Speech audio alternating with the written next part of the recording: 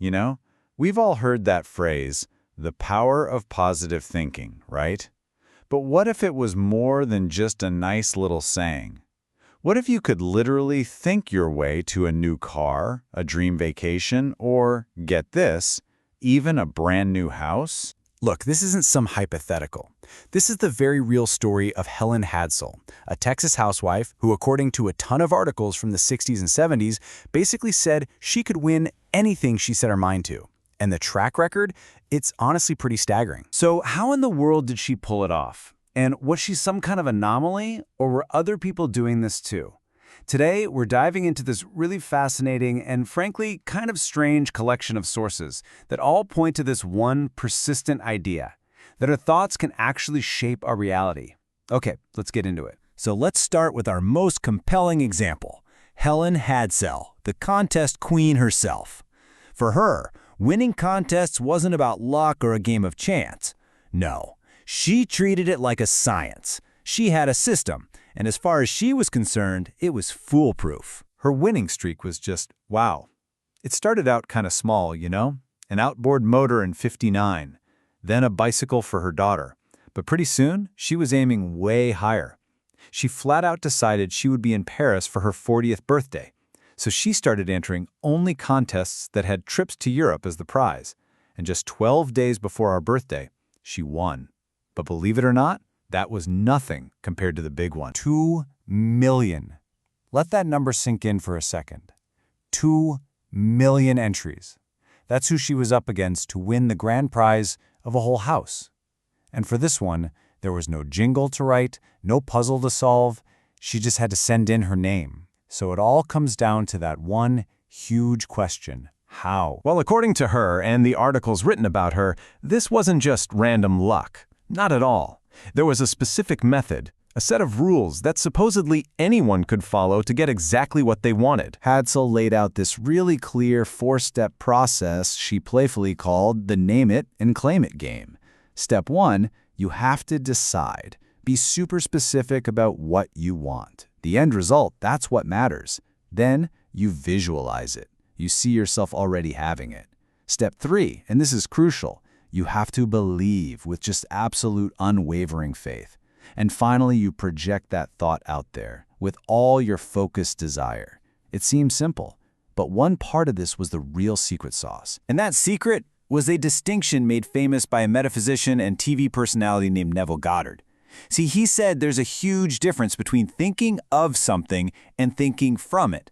Thinking of it is just daydreaming, right? It's wishing. But thinking from it, that's totally different. You don't just think about how nice it would be to be in Paris. No. You mentally stand on a street in Paris. You smell the bakeries, you hear the language, you feel the reality of the wish already fulfilled in your own mind. And what's wild is that Hadsell wasn't some lone wolf. When you look at the sources, you see these same ideas popping up everywhere.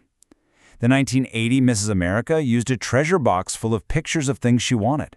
Some guy named Charles Goodrose visualized a sailboat until he got one. There's even a story about a kid who won a trip to Disney World because he told his grandpa to just think positive. They were all reading the same books like Think and Grow Rich and using these same core principles. But this idea was about to go way beyond just winning prizes. Yeah, the concept didn't just stop at winning toasters and trips. Some people started to claim that this power could be used to directly influence the world around you, and maybe even influence other people. So, enter Dr. Frank Rudolph Jung. This guy was a self-proclaimed guru of psychic dominance. He took this whole power of thought thing and cranked it up to 11, advertising that he could teach you how to, and I quote, rule others with thoughts. And Dr. Jung was not humble about his abilities. He actually claimed that he personally trained Hollywood icons like Clark Gable. He even took credit for teaching Gable his famous Rhett Butler walk. And, get this, how to use psychic techniques to gain power over women. His methods, which he laid out in his books, were, let's just say they were unconventional. One technique he taught involved creating something called an astral rattle. How? By literally wrapping your own head with your knuckles to contact a spirit and then whipping yourself into a psychic power rage. It's just out there. And the claims just kept getting more and more extreme. We found articles promoting total mind power for things like natural bust enlargement. And there was this technique out of Montreal called psychic driving, which was supposedly able to completely change a person's personality by just playing repetitive audio loops to them for weeks. Okay, so right now you're probably thinking, this all sounds like fringe beliefs, or maybe even outright scams. But here's where the story takes a really unexpected turn. This idea of harnessing the mind wasn't just in pulp magazines. It was also getting some very serious, documented attention from some very, very powerful institutions. So was this really all just late-night ads and weird books? Not entirely.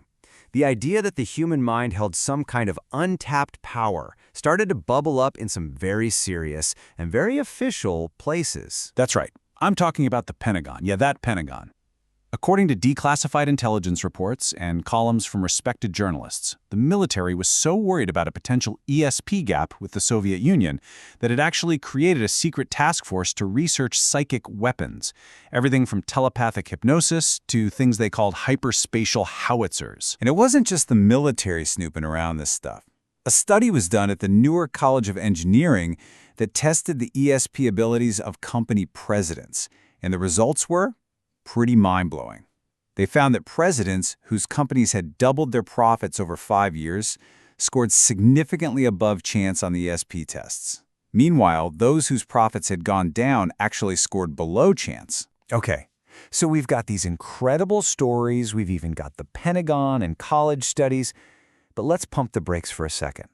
We have to look at the skepticism, the nuance, and the pretty harsh criticism that we also found in our sources. For one thing, even for the true believers, the results weren't always a perfect match. Remember Mrs. America in 1980 and her treasure box? Well, she visualized a Lincoln Continental and a gold diamond ring. What she actually got was a Subaru hatchback and a silver diamond ring.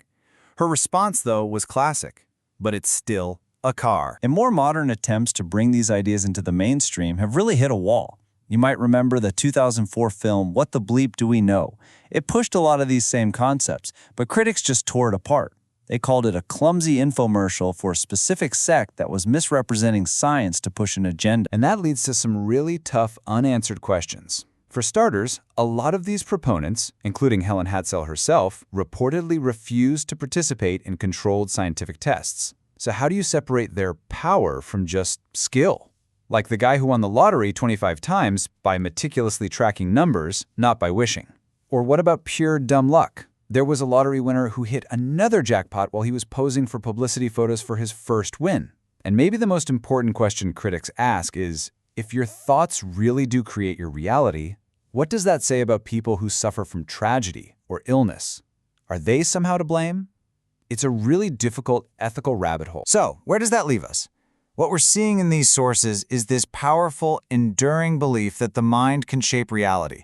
It's an idea that stretches all the way from a housewife in Texas winning a toaster to the most secret projects at the Pentagon. And it just leaves you wondering, are we looking at a forgotten human power? A series of unbelievable statistical flukes? Or is it all just proof of a much simpler idea? That in the end, you get what you expect?